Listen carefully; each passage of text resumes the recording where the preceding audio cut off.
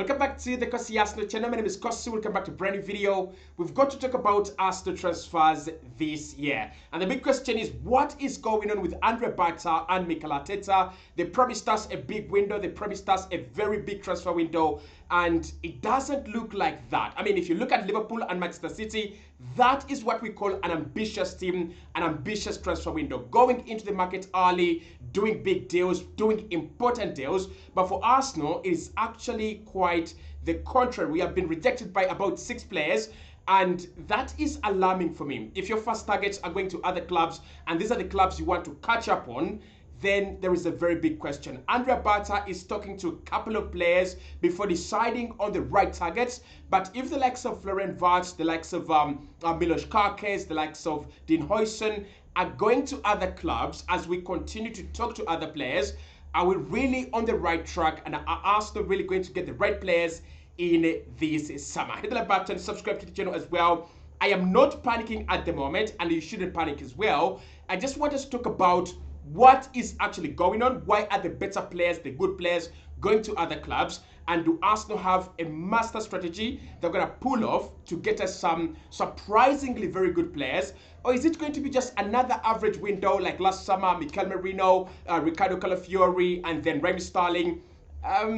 Quite average or even below par? Is it going to be like that? Well, let's find out. First and foremost, let's start off with the striker situation, because this is where Arsenal was supposed to show a lot of effort. This is what we are supposed to work on this summer. And Andre Bata was primarily brought in to actually work on this. I mean, think about this.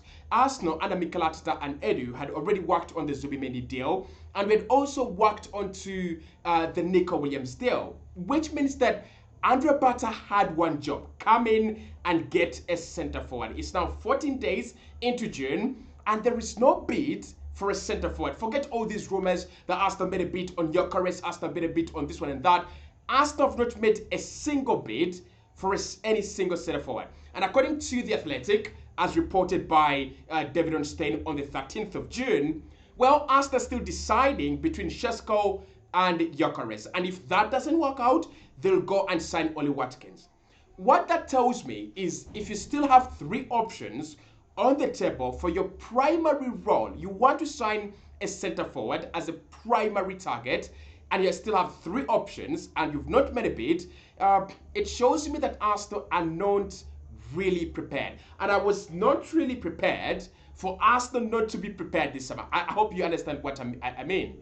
I thought this was a summer where Mikel Arteta would come into the window and he would say, let's go for a centre forward. And the sporting director, whether it's Andre Bata or Edu, would actually know the at least 2 players or 3 targets that we actually want. And then by this time, we could have zeroed in on one of them. But if you think about where Arsenal are right now, and where Liverpool are, and where Man City are, Liverpool wanted a new attacking outlet, and they've signed Florian Wirtz, 116 million euros. And then Manchester City, they just wanted a few players across the board. They've brought in Brian Enory, they've brought in Ryan Sharkey, and they've also added Tijani Reinders in midfield. That is a team, to me, that's a team that understands what they want. That is a team that really has a plan and a clear strategy. But for Arsenal, yes, we wanted Alexander Isak, and that was in January, and it was already communicated in January and Feb that Newcastle were not willing to sell. They were not even willing to listen to anyone that wanted Alexander Isak. That means you go to your next target, and that could be Gyökeres or that could be Benjamin Šeško. But by now, you should have a bid sent in for your primary target. I mean, United have signed Matheus Cunha, and that is indicative of the demands their squad had last summer. And so have Manchester City, and so have Liverpool. I think Arsenal, compared to all these clubs, we had a very bad season. With Manchester City, obviously their season was, disastrous. But you understand, they didn't have Rodri, and they had won 4 in a row. So no one is going to hold them accountable for a long time. But for us, we finished second for the 3rd time consecutively, and we scored the least amount of goals in the last 3 seasons. And we also had creative problems. So you would have thought that Arsenal go in for a centre forward and then go in for a creative midfielder, just like City have done, just like Liverpool have done. We've not done that, and reports are saying we're still deliberating and deciding. Here is the danger with that. One, you're going to get your players late. We saw that last summer. We got our players late. Mikel Merino came in August, and so did Raheem Sterling. Sterling is a clear example of a bad late signing. You don't want those, right? And when it comes to Mikel Merino, I think it came good in the end by playing at centre forward. But if he didn't play at centre forward, what would Arsenal really use Mikel Merino for? For example, if Arsenal sign a centre forward this summer, we have Declan Rice, Odegaard, and Martin Zubimendi and Partey. Where does Mikel Merino fit in this team? I'm not saying because he doesn't start, he shouldn't be in the squad. I'm saying that was kind of a pointless signing. So we either go in there early, because Liverpool have already started. I mean, they already know who their players are. They know their number 10. They know their right back, the replacement to Trent Alexander-Arnold. And they know Milos Kerkez is their new left back if nothing changes. With Arsenal, that is unclear, especially at centre forward. Today is Gyökeres. Tomorrow is Šeško. And then the other day, well, it's someone else, either Alvarez or Oli Watkins. For me, I think there is a bit of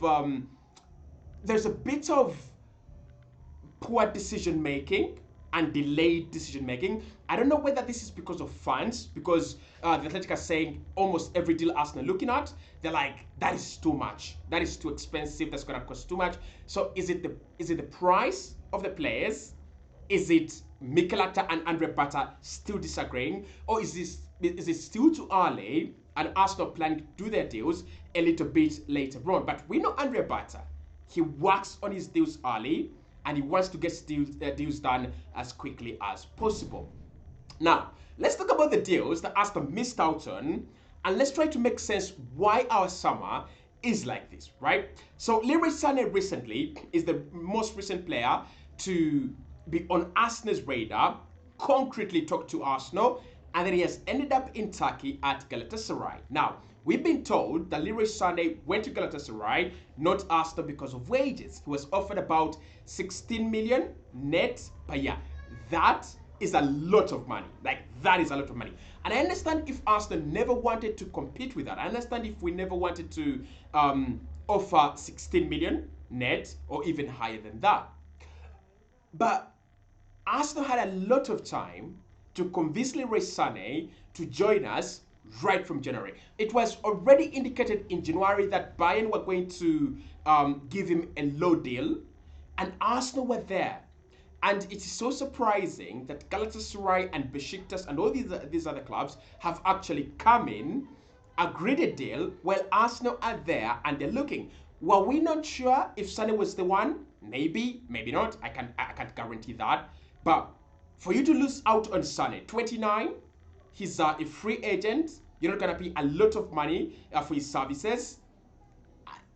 I want to defend the team and say the wages were astronomical, but we had enough time.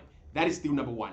Deal number two is Brent Mbeumo, and Brent Mbeumo outrightly rejected Arsenal. I don't think this is a problem for Arsenal, and this is not a weakness on our end. He said, I don't want to play for Arsenal. I want to be playing elsewhere. I want to be playing football elsewhere. So that is okay.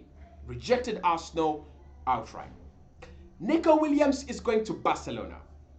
And this is where things get complicated, because he is our number one target for the left winger position. He was our number one target for this position even last year. So Arsenal waited for Nico Williams for 2 years, and we didn't get the deal done. It's quite interesting. Now, a few reports are saying it's the wages. A few reports are saying he always wanted Barcelona, and other reports are saying Arsenal have tried and just failed. Well, I can't really pinpoint where the paint comes from this one. But what I would say is, Williams going to Barca. That means that is another strong target for Mikel Arteta, because he wanted Sané and Nico Williams. Sané or Nico Williams, one of the two or both of them. He's getting none. Matheus Cunha, United were quick on that one, and this Matheus Cunha deal I'm not saying Arsenal should have been all over the Matthias Cunha deal, obviously not. But it shows us what a proper club is willing to do in the transfer market. Because Manchester United, for them, they come into this window, he's going to cost 78 million euros, and they activate the clause. It's as simple as that. So I think that is the speed with which Arsenal should be acting. That is the agility with which we should be progressing on deals. And Manchester United have just showed us what to do. Dean Huijsen picked Madrid over Arsenal, expected, it's okay. Arsenal shouldn't beat themselves over that. Alexander Isak, it was an unlikely target that we went in for hoping he would choose us, and he didn't. Then Rodrigo, a very complicated target that Arsenal know they might not get, but we are willing to spend some more time on this deal. And then there is Gyökeres, and then there is Šeško. So I want to make sense of this by saying maybe Arsenal want to get this perfect. Maybe we want to get the right player. But I also want to say, even if you want to get the right player, from January to June, those are 6 bloody months, you've got enough time. I mean, how long did it take Liverpool to sign Florian Wirtz? It meant that Liverpool had Wirtz as a clear target, top target, and they were willing to do what it takes. So for me, it feels like Arsenal know the players they want, and these are the same players that other clubs want, but we're not willing to do what other clubs are doing. And I don't know why, right? I don't know whether it's Andre Potter trying to be very clinical and very right, or something else. Anyway, hit the like button, subscribe to the channel, and let me know what you think in the comment box below.